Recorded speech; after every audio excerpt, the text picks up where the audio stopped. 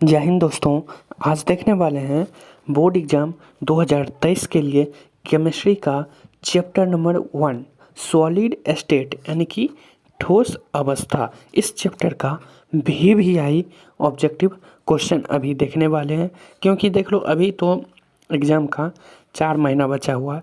4 महीना आपका केमिस्ट्री में 12 से 13 चैप्टर है, 12 से 13 ही चैप्टर है। तो मान के चलो कि 12 से 13 दिन में अगर हम केमिस्ट्री का ऑब्जेक्टिव 13 चैप्टर 13 दिन में ख़त्म कर देते हैं, ठीक ना। और आप लोग सब चैप्टर का टेस्ट टेलीग्राम पर दे देते हो। टेलीग्राम पर जैसे ही आप लोग टेस्ट दे देते हो तो आपको याद तो करोगे, तभी तो टेलीग्राम पर टेस्ट दोगे तो अच्छा अंक आएगा। तो याद जैसे ही आप लोग करोगे चैप्टर वाइज तो आपको एक भी ऑब्जेक्टिव नहीं छूटेगा फाइनल परीक्षा 2023 में। इसलिए चैप्टर वाइज आप लोग ज़रूर टेलीग्राम से जुड़ जाइए, लिंक डिस्क्रिप्शन में है, ठीक है। चलिए अब देख लेते हैं इसका VVI ऑब्जेक्टिव क्वेश्चन, ठीक है। तो चलिए क्वेश्चन नंबर 1 देख लेते हैं और कब क्वेश्चन पूछा है ये भी साथ में बताते जाएंगे, ठीक है। चलिए क्वेश्चन नंबर 1 कह रहा है HCP इकाई सेल में परमाणुओं की संख्या है। HCP इकाई सेल में देख लो, HCP इकाई सेल में परमाणुओं की संख्या कितनी होती है। ये 2020 में पूछा गया सवाल है। 4, 6, 12, 7। तो HCP इकाई सेल में परमाणुओं की संख्या 6 होती है। ऑप्शन नंबर बी हो जाएगा 6। चलिए अब देखते हैं क्वेश्चन नंबर 2। और हाँ, आज जैसे कि यहाँ पर MnO2 दे दिया है, Fe3O4 V2O5 दे दिया है, CrO2 दे दिया है। अगर आप लोगों को इस टाइप का नाम पहचाने, ये क्या, इसको हम क्या बोलेंगे, इसको हम क्या बोलेंगे, इसको हम क्या बोलेंगे, तो आप लोग हमको कमेंट कर दीजिए कि हमको नहीं आता है ये वाला पहचानने में कि इसको हम क्या बोलेंगे। तो इसका अलग से एक आ जाएगा, उसमें सब कुछ बता दिया जाएगा, ठीक है। चलिए तो कह रहा है निम्नलिखित में से कौन सा ऑक्साइड लौह चुंबकत्व प्रदर्शित करता है। Option number A CrO2, option number B MnO2, option number C Fe3O4, option number D V2O5। तो लौह चुंबकत्व प्रदर्शित करता है CrO2, ऑप्शन नंबर ए हो जाएगा। ये भी 2020 में पूछा गया था। मान के चलो ये 2020 में क्वेश्चन पूछा तो 3 साल में रिपीट नहीं करेगा 2023 में। रिपीट जाहिर सी बात है कि 2-3 साल में क्वेश्चन हर बार रिपीट करता है तो रिपीट करेगा। चलिए क्वेश्चन नंबर 3 कह रहा है क्रिस्टल होते हैं। ऑप्शन नंबर ए 4। और हाँ, हम जो टेस्ट लेते थे मिक्स क्वेश्चन तो देख लेना, अधिकतर क्वेश्चन आपको मिक्स क्वेश्चन से यही मिलता जाएगा, ये जो कि आप लोगों को याद होता है। कह रहा है क्रिस्टल होते हैं। ऑप्शन नंबर ए 4 प्रकार के, ऑप्शन नंबर बी 3 प्रकार के, ऑप्शन नंबर सी 7 प्रकार के, ऑप्शन नंबर डी इनमें से कोई नहीं। ये देख लीजिए 2019 में पूछा गया सवाल है। देखिए क्रिस्टल कितने प्रकार के होते हैं, 4 प्रकार के। ऑप्शन नंबर ए हो जाएगा। क्वेश्चन नंबर 4 कह रहा है रवादार ठोस है। रवादार ठोस होता है। ऑप्शन नंबर ए हीरा, कांच, रबर, इनमें से सभी। ये 2020 में पूछा गया है। रवादार ठोस, एक होता है बेरवादार ठोस, बेरवादार, एक होता है बेरवादार और एक होता है रवादार ठोस। इसलिए आप लोग ध्यान से देखिएगा एग्जाम में, ठीक है ना। तो यहाँ पर कह रहा है रवादार ठोस है, तो इसमें रवादार ठोस जो होगा वो हो जाएगा हीरा। ऑप्शन नंबर ए हीरा। चलिए अब देखते हैं क्वेश्चन नंबर 5 कह रहा है HCP संरचना में पैकिंग प्रभाज होता है। पैकिंग प्रभाज कितना होता है, 0.68, 0.74, option number C 0.54, option number D 0.50। देखिए ये 2018 में पूछा गया है। HCP संरचना में पैकिंग प्रभाज जो होता है वो 0.74 होता है। ऑप्शन नंबर बी हो जाएगा। अब देखते हैं क्वेश्चन नंबर 6 कह रहा है मूल क्रिस्टल तंत्रों की संख्या होती है। मूल क्रिस्टल तंत्रों की संख्या कितनी होती है, 4, 7, 14, 8। तो मूल क्रिस्टल तंत्रों की संख्या 7 होती है। ऑप्शन नंबर बी हो जाएगा। ये सब आप लोगों को याद ही होगा क्योंकि हम इसका टेस्ट बार बार लेते हैं ना, तो ये सब क्वेश्चन उसी में आ जाता है। चलिए क्वेश्चन नंबर 7 कह रहा है BCC इकाई सेल में मुक्त खाली जगह का प्रतिशत है। मुक्त खाली जगह का प्रतिशत 32%, 34%, 28%, 30%। तो BCC इकाई सेल में मुक्त खाली जगह का प्रतिशत जो होता है वो 32% होता है। और 100 में से 32 घटा दो, कितना बचेगा? 70 में 2 घटा दो 68% जो होगा वो BCC का संकुलन क्षमता हो जाएगा 68%, ठीक ना। तो 68 और खाली जगह कितना बच जाएगा? 32%। चलिए अब 8 नंबर कह रहा है एक धातु का रवाकरण हेक्सागोनल क्लोज पैकिंग यानी कि HCP संरचना में होता है तो धातु की कोऑर्डिनेशन संख्या बताइए। धातु की कोऑर्डिनेशन संख्या कितने हो गए?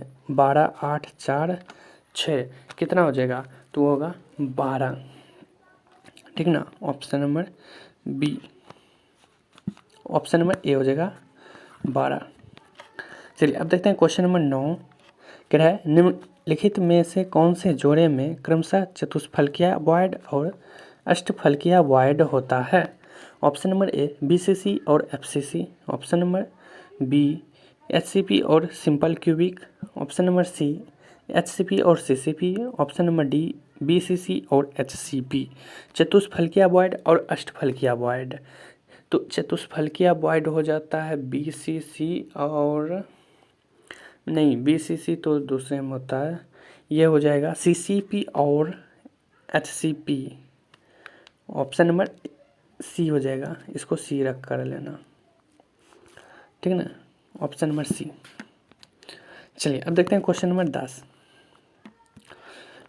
क्रिस्टल तंत्र AB में निम्नलिखित में से किस क्रिस्टल तंत्र में, ये देख लो आप लोग, A0, B0, C0 एवं अल्फा बराबर बीटा बराबर गामा बराबर 90 डिग्री पैरामीटर यानी कि पैमाना वर्तमान रहता है। ये 2017 में पूछा गया है। त्रिनताक्ष आर्थोरॉम्बिक घनाकार एकनताक्ष, एकनताक्ष तो नहीं होगा, बिल्कुल नहीं होगा एकनताक्ष, ये हो जाएगा आर्थोरॉम्बिक, ऑप्शन नंबर बी। चलिए अब देखते हैं क्वेश्चन नंबर 11 कह रहा है ठोस छड़िया धातु हाइलाइडो का रंग किसके कारण होता है? ये भी क्वेश्चन बार बार मैं पूछा हूँ और मिक्स क्वेश्चन में, तो देख लीजिएगा।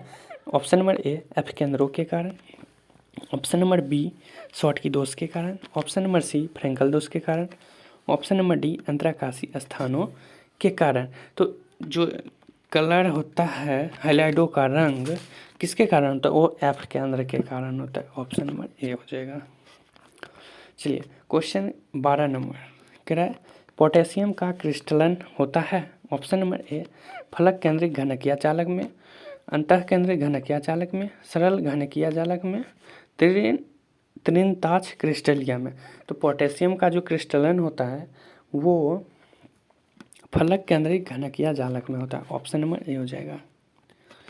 चलिए अब 13 नंबर कह रहा है सोडियम क्लोराइड का जालक होता है। सोडियम क्लोराइड का जालक क्या होता है? षष्टकोणीय, अष्टकोणीय, चतुष्फलकीय, वर्ग समतलीय। देखिए सोडियम क्लोराइड का जो जालक होगा वो हो जाएगा अष्टफलकीय, ठीक है ना। ऑप्शन नंबर बी अष्टफलकीय। चलिए अब 13 नंबर देख लीजिए, कह रहा है निम्नलिखित में से किस धातु का समन्वय संख्या 8 होता है? समन्वय संख्या यानी कि उप सहसंयोजक संख्या हम निकालने के लिए बताए हैं, आप लोग ये सब करके निकाल लीजिएगा और हमें कमेंट कर दीजिएगा, ठीक ना। तो ये क्वेश्चन हम अभी छोड़े हैं ये, क्योंकि ये हम निकालने के लिए बताए हैं पहले से ही। तो चलिए क्वेश्चन नंबर 15 नंबर क्वेश्चन भी बार बार आता है। ब्रैग समीकरण है, ब्रैग समीकरण क्या होता है? n बराबर 2d sin theta, option number D हो जाएगा। चलिए क्वेश्चन नंबर 16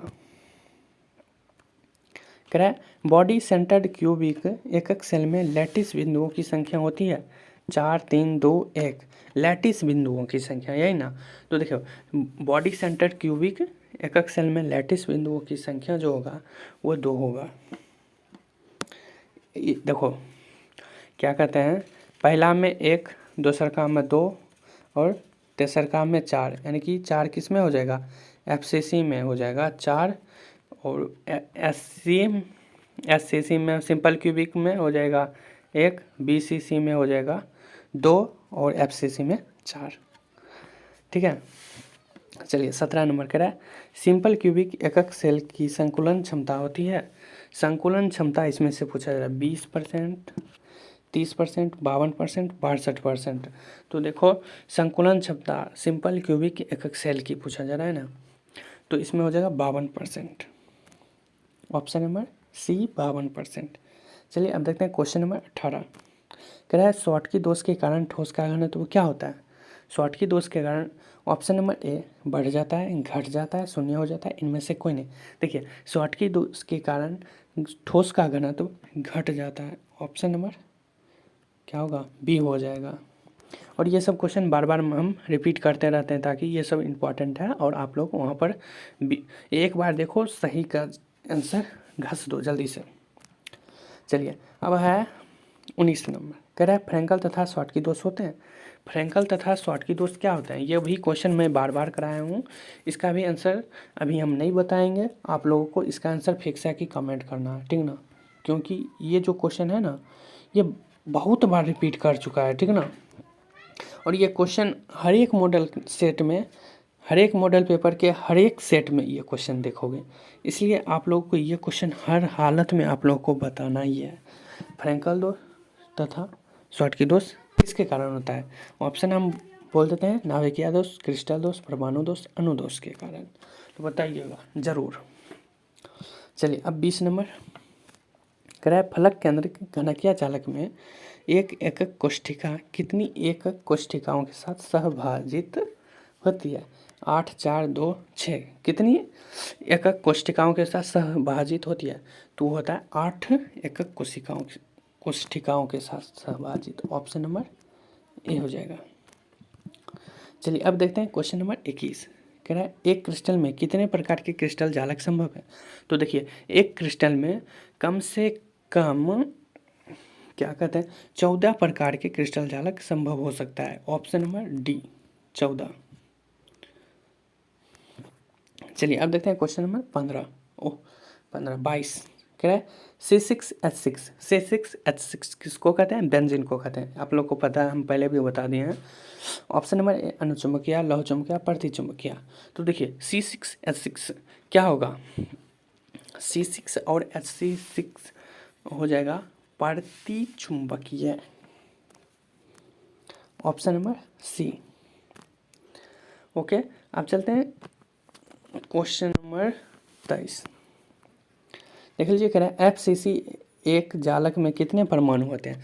देखिए हम बताए थे वहाँ पर कितने होते हैं, 4 हो जाएगा, ऑप्शन नंबर डी 4।